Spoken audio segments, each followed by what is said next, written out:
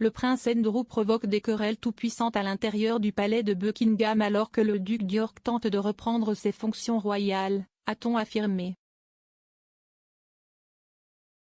Le prince Andrew a été contraint de rester hors de vue pendant la procession du jour de la Jarretière après qu'une décision familiale a été prise de limiter son apparition à un déjeuner et à une cérémonie d'investiture en coulisses. Alors que le prince de Galles, le duc de Cambridge et d'autres membres de la famille royale parcouraient le domaine du château de Windsor pour un service religieux commémorant l'ordre de la Jarretière, Andrew est resté à huis clos. L'expert royal Russell Myers a depuis affirmé que le public était malade et fatigué du comportement d'Andrew. S'adressant à l'émission australienne Today, M. Myers a déclaré « Il a été banni en premier lieu. Si est-il la deuxième ou la troisième fois que nous parlons de cela. Nous l'avons fait accompagner sa mère dans l'allée de l'abbaye de Westminster pour le mémorial du prince Philippe, maintenant nous en parlons. Combien de fois va-t-il encore se mettre en avant et au centre? Cela provoque une énorme dispute à l'intérieur et à l'extérieur du palais parce que les gens en ont un peu marre et en ont marre.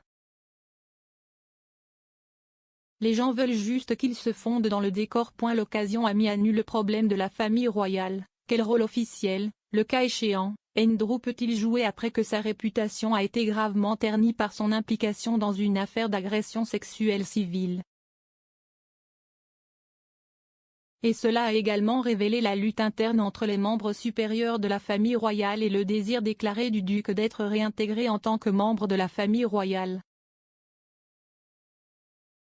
Charles et son fils William auraient fait pression sur la reine au sujet de la participation d'Andrew à Garter Day, qui comprend le service religieux, une investiture pour les nouveaux membres de l'ordre et un déjeuner.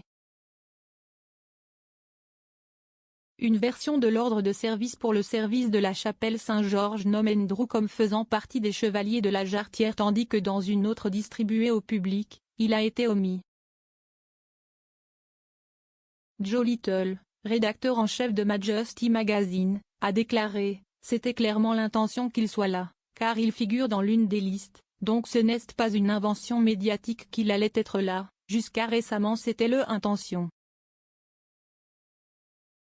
Intéressant que la famille ait besoin d'intervenir sur quelque chose comme ça et de le faire reculer, mais si est-il clairement ce qu'il faut. M. Little a émis l'hypothèse que les événements de Garter Day pourraient amener Andrew à réévaluer son avenir et à quel point il est impossible pour lui de revenir en tant que membre actif de la famille royale.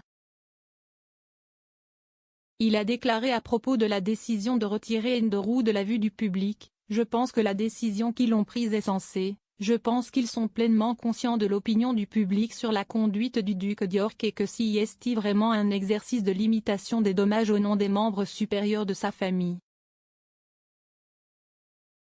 La reine avait signalé son soutien à Andrew, selon la rumeur, son enfant préféré, en arrivant avec lui pour le service commémoratif du duc d'Édimbourg en mars.